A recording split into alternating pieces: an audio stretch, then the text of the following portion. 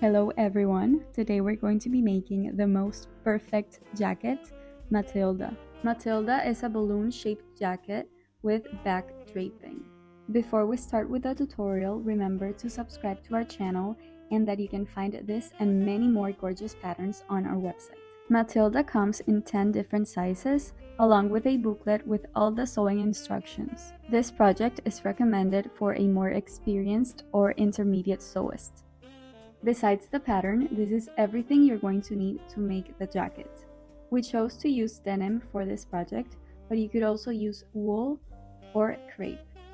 Okay, so to begin, we first have to print the pattern. In this case, I'll be printing the US letter format, but you could also find the A0 and A4 format.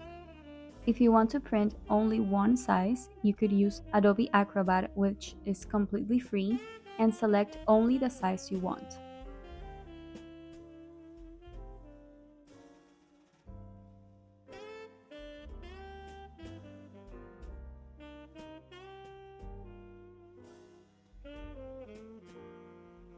Remember that the layout of the pattern always depends on what format you're going to be using.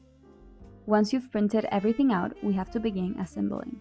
The first 2 pages are mostly information about the pattern, including the size chart, the size key, and pattern symbols.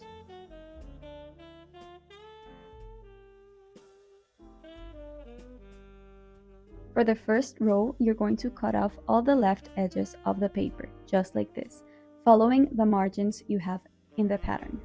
On the top of each paper, you'll notice a letter and a number. The number is the row you're working on. Now we're going to tape the first row together. You'll do this by following the margins on each side of the paper.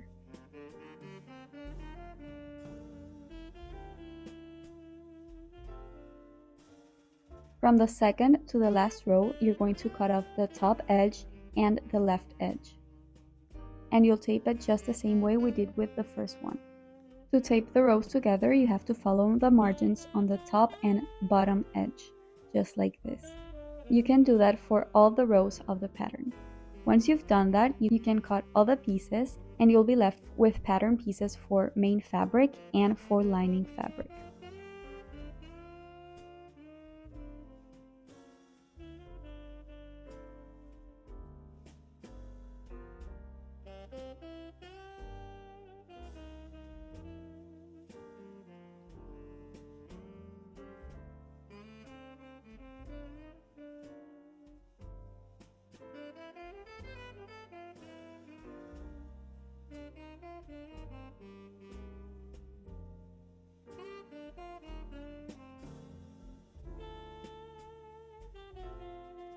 Now it's time to cut all the fabric pieces, so grab your fabric. I'm going to be using this thick denim fabric for the main fabric and this light cotton brown fabric for the lining. Each pattern piece has the information on how to cut it, so make sure to follow that. The layout on the fabric will also depend on the size you're using, but for size 38, this was the layout for the main fabric.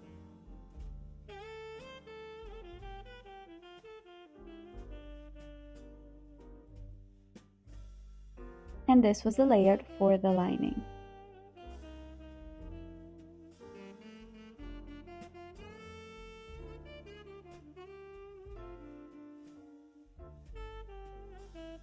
Remember to also mark all of the notches each pattern piece has. You'll notice the notches are little triangles, so you just snip a little bit of fabric. And with all of the pattern pieces that are cut and fold, we're going to mark with notches the center, just like this.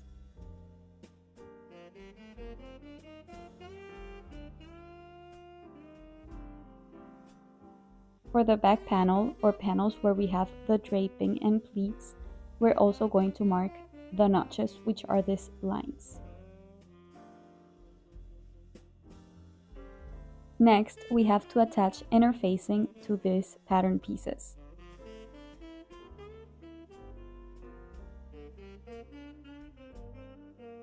For the pocket lining, we're only attaching a strip of interfacing.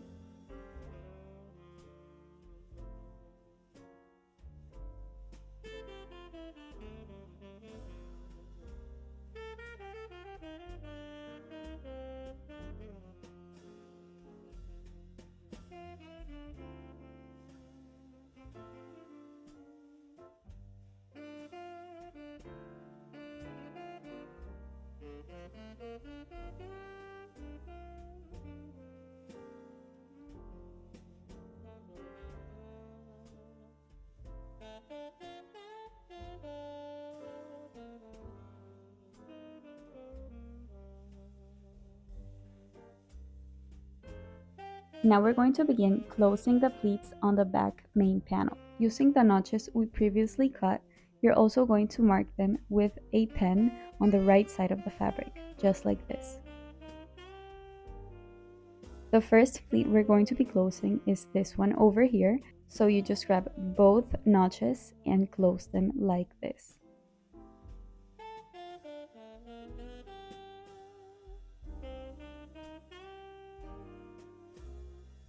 Make sure to pin that in place because we're going to be stitching over it later.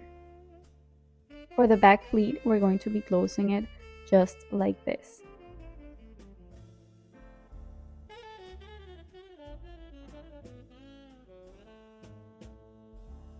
Now we're going to close the pleat right to the left, the same way as we did with the first one. And you're going to continue the same process until we finish all these pleats that are on the left side of the panel.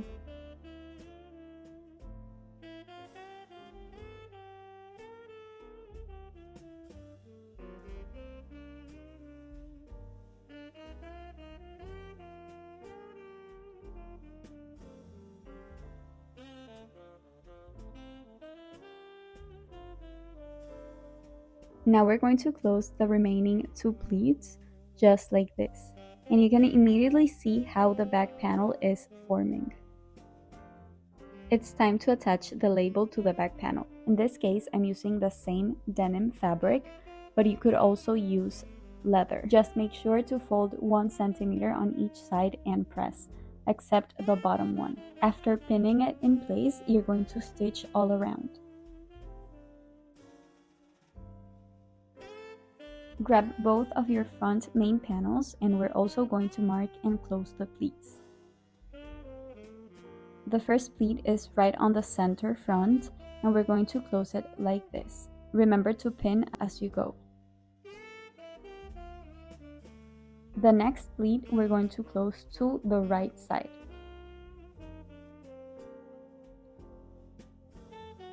Then the next one we're going to close to the left. So it's basically like following a pattern of left and right and so on.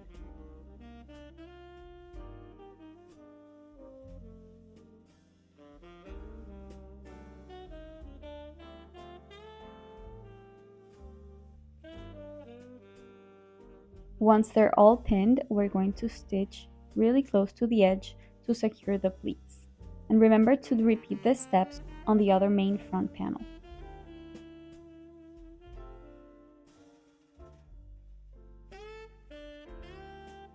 Now we're going to attach the pocket linings to the main front panels. Make sure you're lining up the notches on both panels and that they're facing fronts.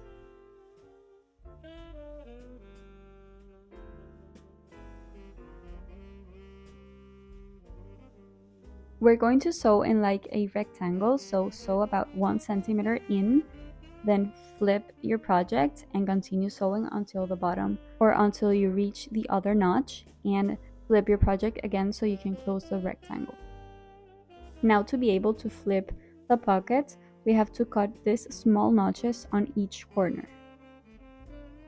And then we're going to top stitch right over that seam allowance from the right side of the lining.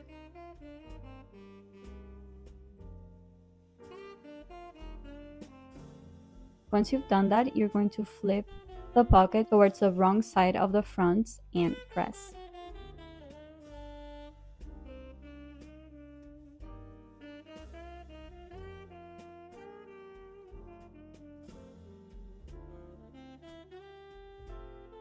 And this is how your front panels should look like. Flip it to the wrong side, and now we're going to attach the main pockets. Place them right sides together and move the front panel out of the way. We're going to stitch following the curved line and leaving a 1 centimeter seam allowance.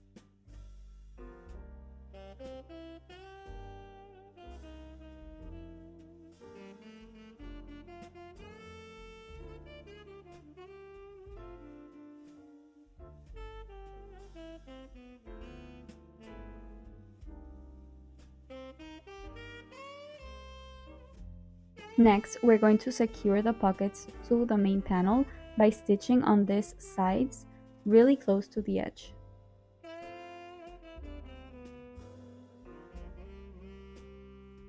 Now it's time to attach the front facing with the lining front panel.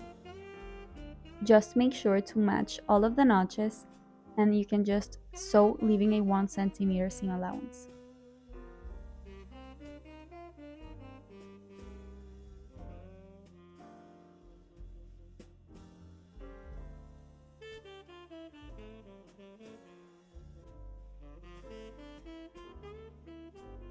You're going to press the seam allowance towards the lining.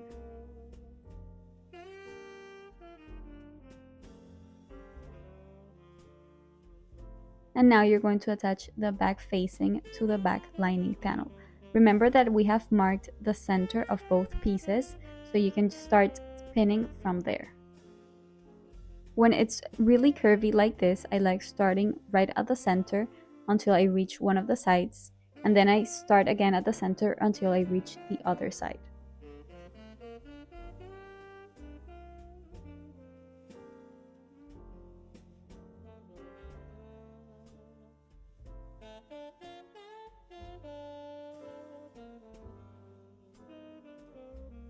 You're also going to press the seam allowance towards the lining.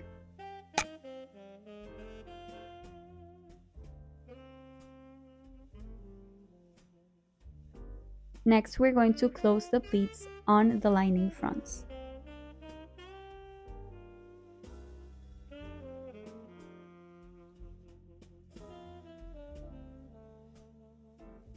Remember to stitch over them to secure them in place. Grab your main front and back panels, and you're going to match them with the right side of the fabric together. And you're going to sew the shoulders and the sides.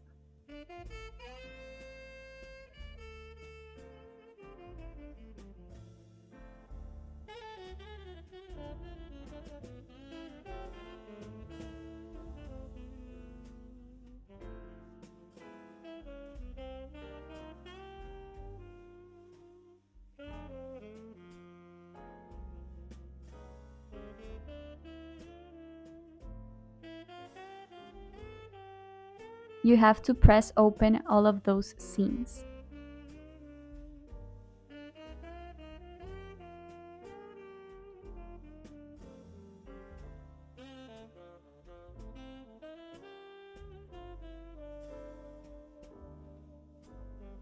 And you're going to do the same for the lining, which will turn out like this.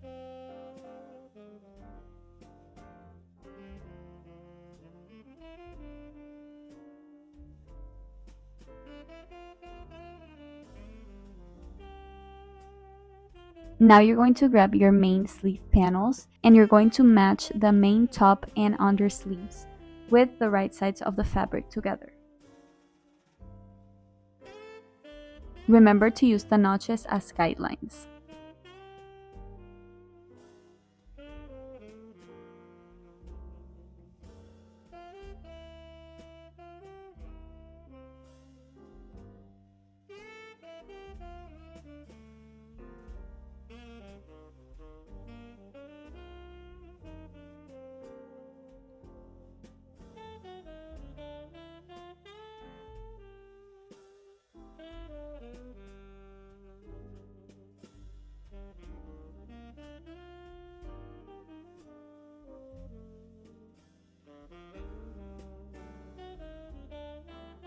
And you're also going to press open these seams.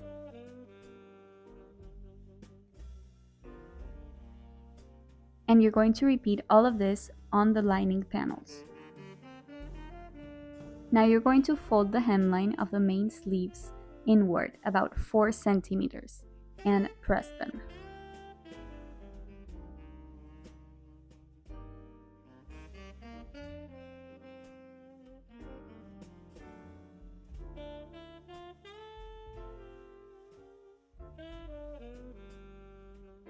It's time to attach the sleeves to the main panels.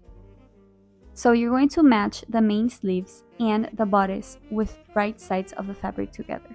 So make sure you're using the right sleeve on the right side of the bodice and the left one on the left side.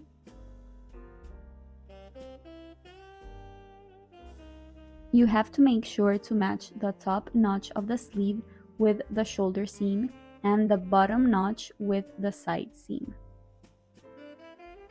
And now you can continue pinning all around the armholes.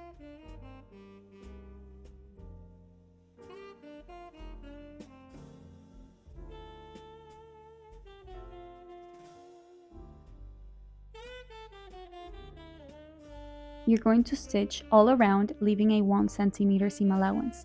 And you're going to do this for both sides and for the lining.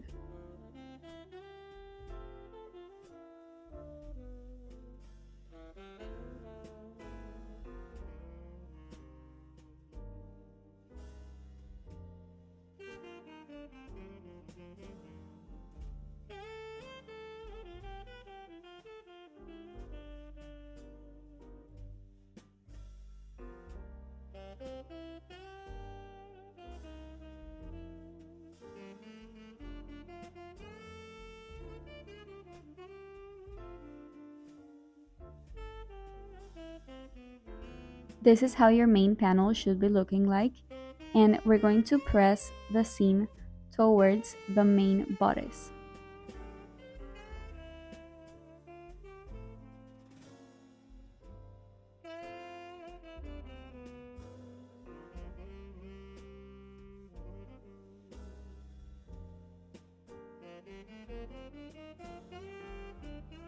Now flip your main panel inside out, and with the lining right sides out, you're going to match the hemlines so we can stitch, leaving a 1 centimeter seam allowance.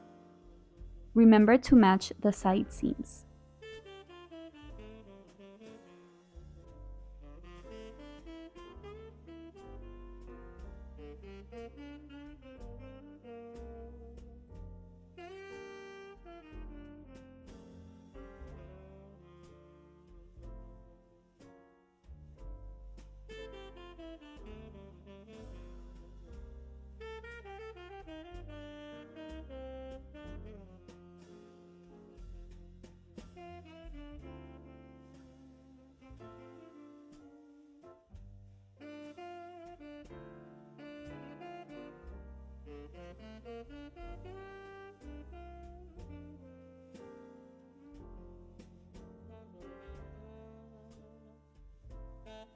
Now we're going to top stitch, so you can just move the seam allowance towards the lining and stitch about 5 millimeters from the seam.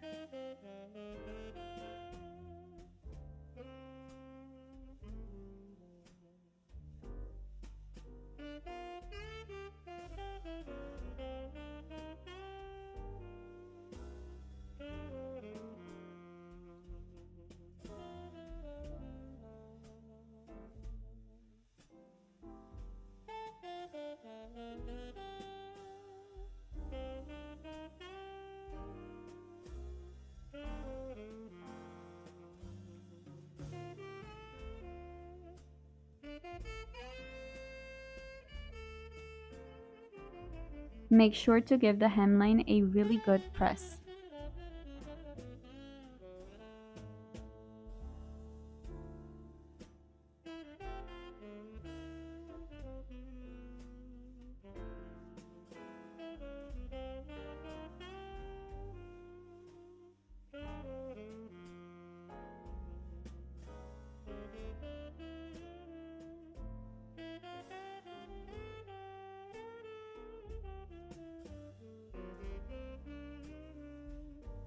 To prepare the collar, you're going to grab one collar and one collar stand with right sides together and sew, leaving 1 centimeter seam allowance. Remember, we made notches, so these are perfect to align these two panels.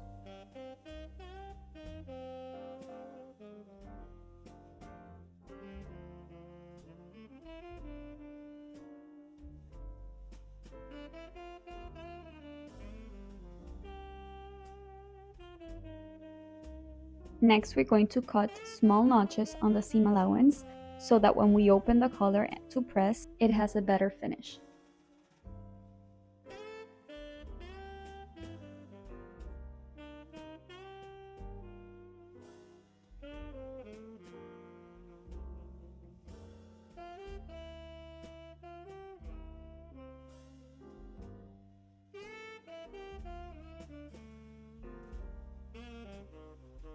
Now that both of these panels are ready, you're going to match them right sides together and you're going to sew around the top side of the collar, leaving a 1 centimeter seam allowance.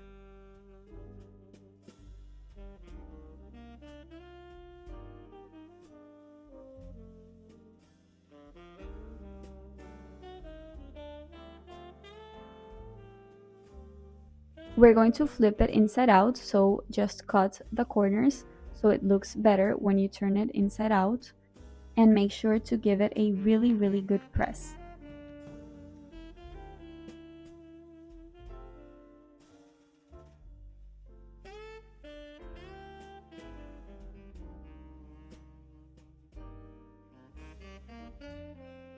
Next, we're going to secure both of the collar stands together, stitching about 5 millimeters from the edge.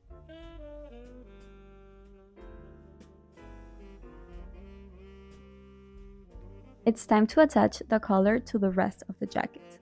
First, you have to move the lining out of the way, and you're going to match the center of the collar with the center back of the main jacket. And you're going to start pinning from there. For this step, I also started sewing from the center towards the side and then the center again towards the other side. I left a 1 centimeter seam allowance.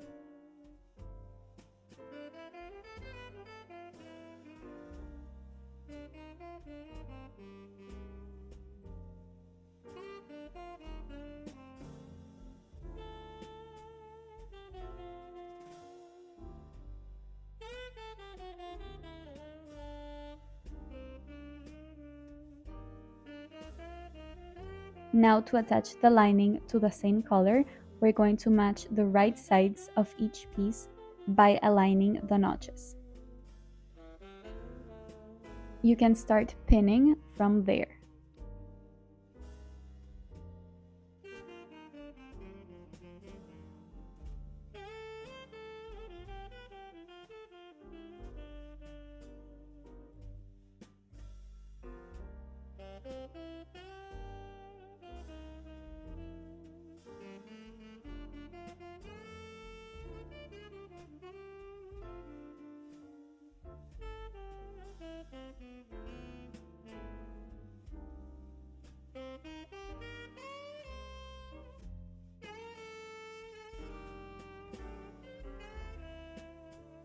Now that it's time to stitch, you have to make sure you're stitching right over the seam we made before.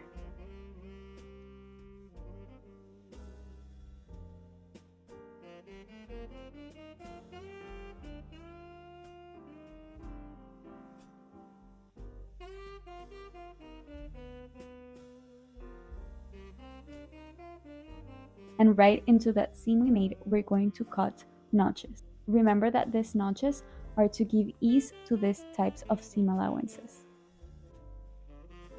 Once you've done that, you can just pull the collar out and you're going to press it.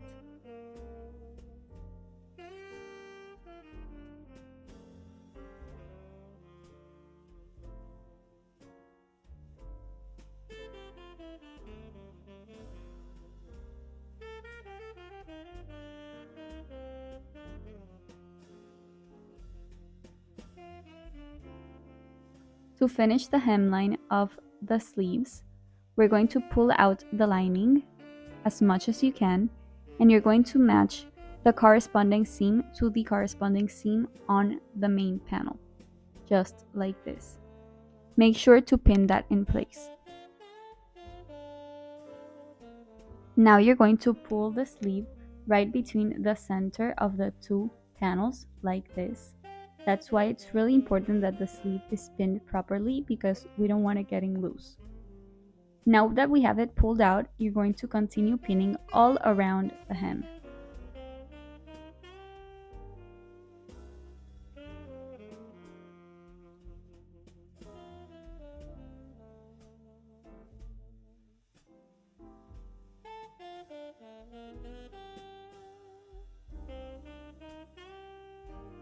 And you're going to stitch all around, leaving a 1 centimeter seam allowance.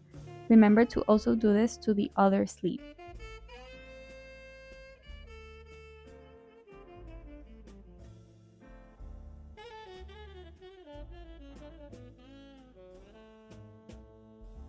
It should be looking like this, and now you can just pull the sleeve into one another, like this.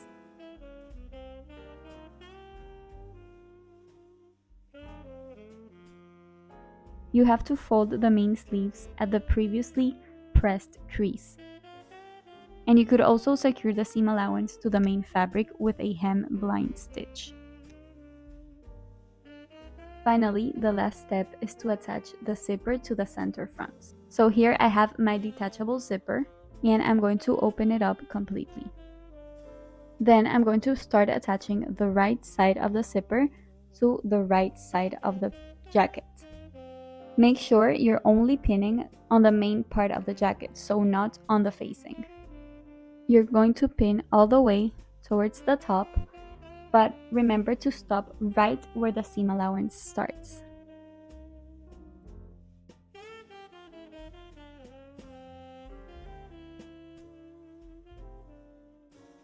And you're going to attach the other side of the zipper the same way.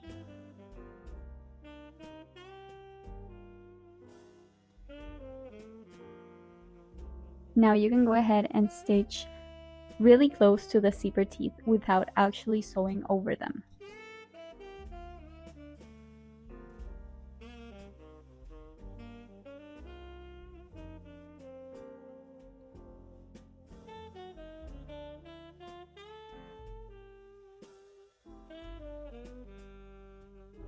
Once you're done, this is how it should be looking like.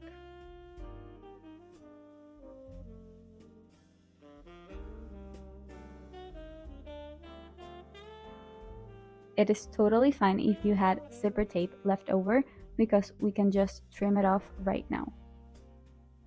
Once you've done that, you're going to fold the zipper tape inward and also fold the lining front center seam inward about 1 centimeter. I gave it a really good press and it's looking like this. We want our jacket to look professionally made, so we're going to hand stitch this opening closed.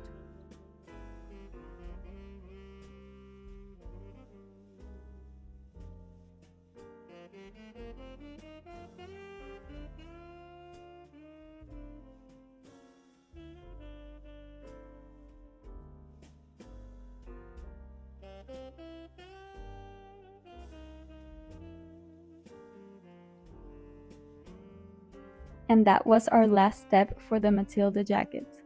Congratulations, you're finally done with your Matilda jacket. It's absolutely stunning and I know you're going to be obsessed with it. Remember, you can find this and many more beautiful patterns on our website. Thank you so much for watching. Bye!